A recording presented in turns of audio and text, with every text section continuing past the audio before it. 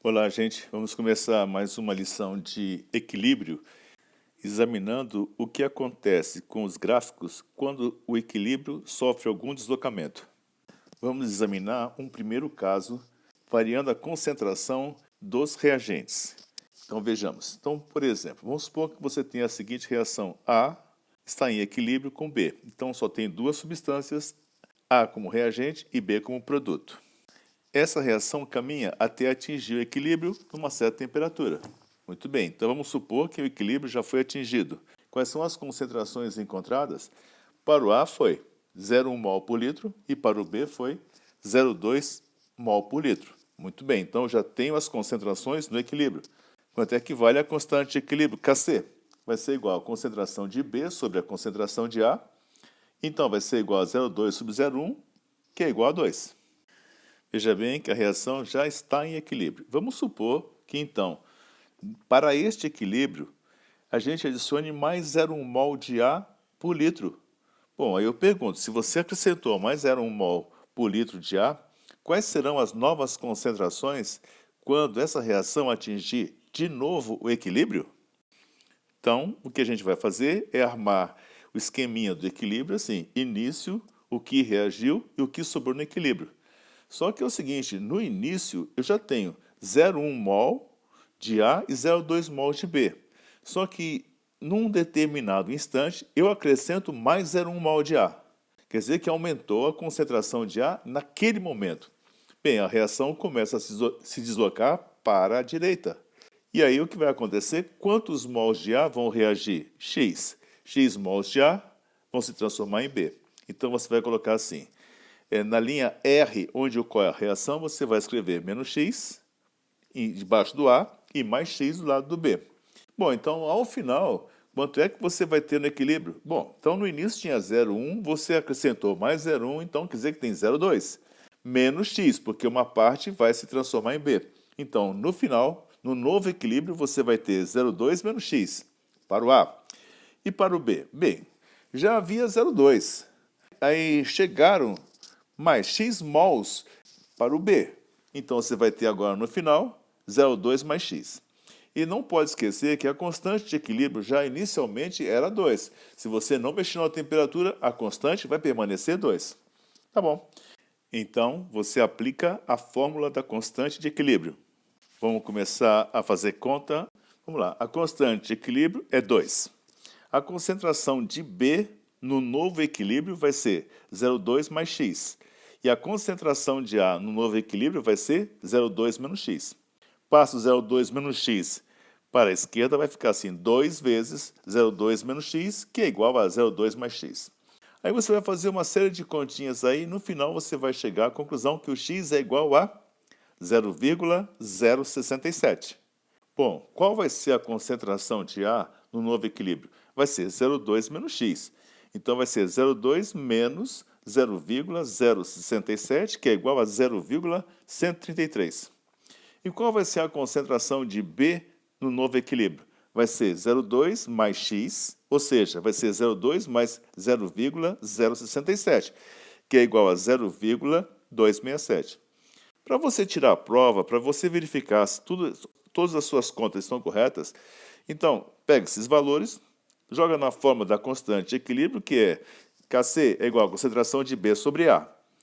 Tá bom. Então, coloca lá, concentração de B 0,267, concentração de A que restou no final no novo equilíbrio vai ser igual a 0,133. Essa conta vai ser igual a 2. Quer dizer que voltou a dar a constante de equilíbrio, mas só que os valores agora são diferentes. Tá bom. Graficamente, como é que você vai representar todas essas operações? Você vai ter um gráfico agora, onde você vai notar o seguinte. A concentração de A é 0,1 e vai ficar constante até você perturbar o equilíbrio. A concentração de B era 0,2 e vai ficar constante até você perturbar o equilíbrio. Um determinado instante, que eu vou chamar de instante T1, eu acrescento mais 0,1 mol para a substância A. Então, o que vai acontecer? Naquele instante vai dar um salto. Era 0,1 e vai passar para 0,2. Então, esse gráfico está representado pela linha verde. Bom, mas aí o que acontece? Então agora você vai começar uma nova reação. E aí então o que vai acontecer? A reação vai se deslocar para a direita. Ou seja, na hora que ela se desloca para a direita, um pouco do A diminui e um pouco do B se forma. Então você vai ver pela linha verde que A, que corresponde à substância A, ela vai diminuir um pouco e depois fica constante, porque depois ela atinge de novo o equilíbrio. E com relação à linha vermelha, que corresponde à substância B, ela permanece constante até o instante T1, onde então ocorreu a quebra do equilíbrio. Aí a reação começou a se deslocar para o lado do B, então começou a aumentar a concentração de B, até que novamente atinja o equilíbrio. Tudo bem, então eu queria que vocês conhecessem o formato desse gráfico. Se você faz um acréscimo brusco, você vai ver um salto. Mesma coisa que se você fizer uma retirada brusca. Mas tudo bem, mas de qualquer maneira, a ideia é essa. O que acontece com os gráficos de equilíbrio após uma modificação do estado de equilíbrio? Vamos examinar agora um exemplo que eu estou chamando de exemplo 1.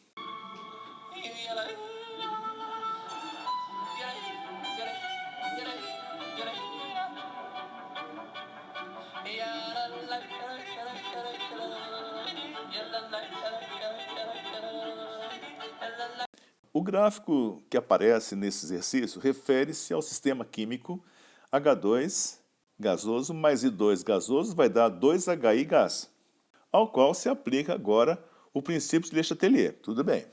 Aí você vai fazer o seguinte, aí você produz um acréscimo de hidrogênio momentâneo. Então, no tempo T1, você acrescenta mais 0,2 mols de hidrogênio. Bem, então aí dá um salto e aí a reação começa a se deslocar para a direita. Ela começa a se deslocar para a direita, então vai diminuir um pouco de H2, vai diminuir um pouco de I2 e vai aumentar HI, porque a reação está se deslocando para o lado do HI, que é para o lado direito. Então a concentração de HI vai aumentar até atingir um novo equilíbrio. Bem, então o problema é o seguinte, dá para calcular qual é a constante de equilíbrio com os dados iniciais onde a reação já estava em equilíbrio? Sim, lógico que dá. Então a constante de equilíbrio vai ser igual a concentração de HI ao quadrado sobre a concentração de hidrogênio vezes a concentração de iodo. Até o tempo T1, essa reação já se encontrava em equilíbrio, então eu tenho esses dados.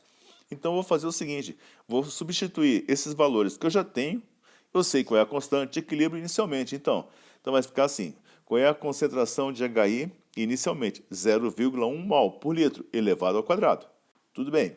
Depois, qual é a concentração de hidrogênio no equilíbrio? Vai ser igual a 0,5 mol por litro. Qual é a concentração de I2? 0,3. Então você vai ter 0,1 ao quadrado sobre 0,5 sobre 0,3.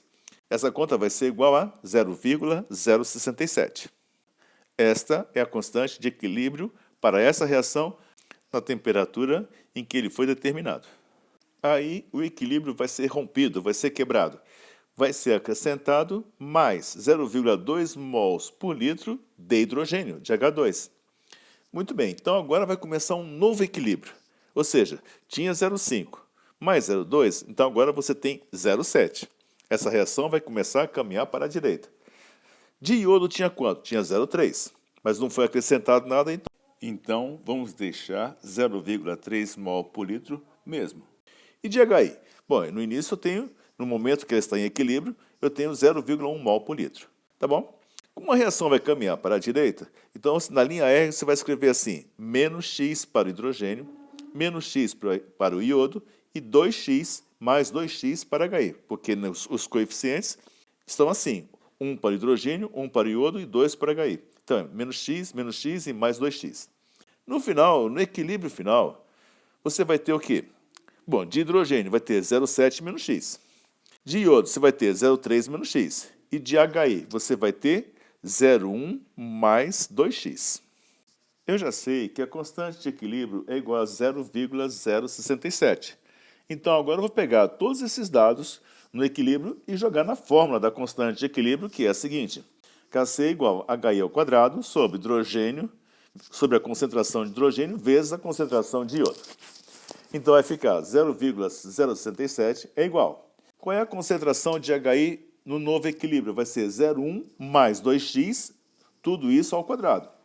Qual vai ser a concentração de hidrogênio? Vai ser 0,7 menos x, vezes, no denominador, agora, qual é a concentração de iodo? Vai ser igual a 0,3 menos x. Tá bom, então você tem uma equação em x, vai dar uma equação no segundo grau, você vai ter um pouquinho de trabalho, você vai chegar a dois resultados. Um dos resultados vai dar menos 0,126. Bom, não pode existir um x negativo, não pode existir molécula negativa, um número de moléculas negativas. E o outro vai ser igual a 0,008. Então, é esse x que me interessa.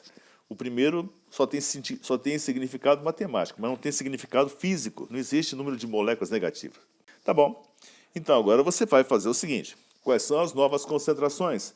De HI vai ser 0,1 mais 2x. Então, vai ficar 0,1 mais 2 vezes 0,008, que é igual a 0,116.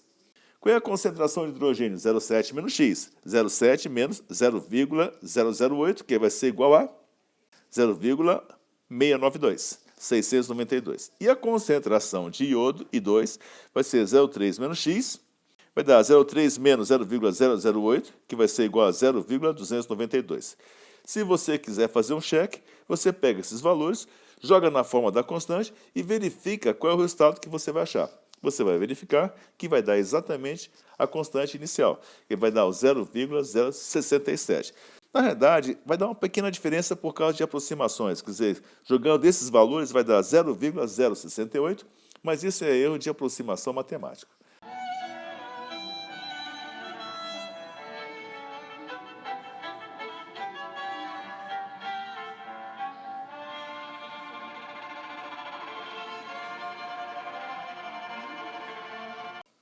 Examinando agora uma reação exotérmica do tipo 1A2 mais 3B2 em equilíbrio com 2AB3. E o ΔH dessa reação é igual a menos 90 kJ. Então, essa é uma reação exotérmica. Então, ela é exotérmica para a direita e é endotérmica para a esquerda. Se, num determinado tempo, que eu vou chamar de tempo T1, a gente abaixar a temperatura. Abaixar a temperatura, esfriar, significa que você vai favorecer a saída de calor. Ou seja, a reação vai caminhar para a direita, que é o sentido exotérmico, é o sentido onde há perda de calor. Abaixou a temperatura, a reação se desloca para a direita. Mas o que significa deslocar para a direita? Quer dizer que os reagentes vão diminuir, a concentração de A2 vai diminuir, a concentração de B2 vai diminuir, a reação vai caminhar para a direita, então vai aumentar a concentração de AB3. Tudo bem?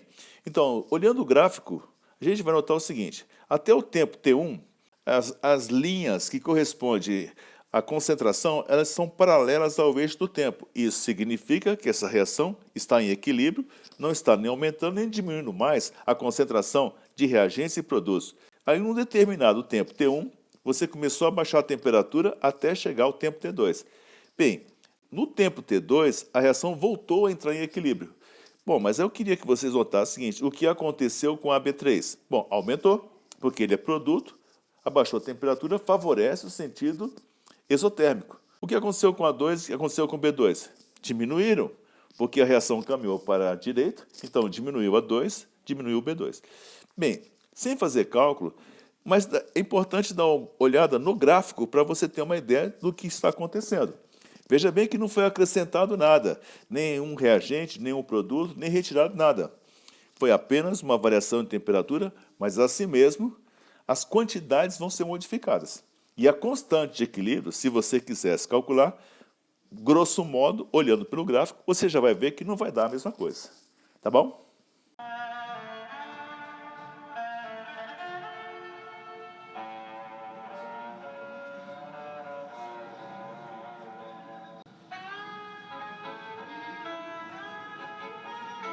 Agora, vamos fazer a terceira modificação. Vamos acrescentar um catalisador. Vamos primeiro examinar como é que vai ser o gráfico da concentração em função do tempo dos reagentes e produtos sem catalisador.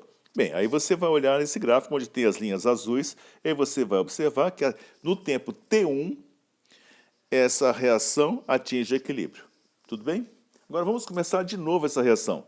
Só que agora você coloca um catalisador. E aí você vai examinar o gráfico de linhas vermelhas. O que vai acontecer? Bem, essa reação vai atingir o equilíbrio também, só que num tempo menor. Então vai ser num tempo T2, só que o T2 é menor que o T1. Mas o que é interessante observar é que as concentrações de A e de B, no tempo T1, na primeira experiência, sem catalisador, tinham um determinado valor. E na segunda experiência, tem os mesmos valores para o A e para o B.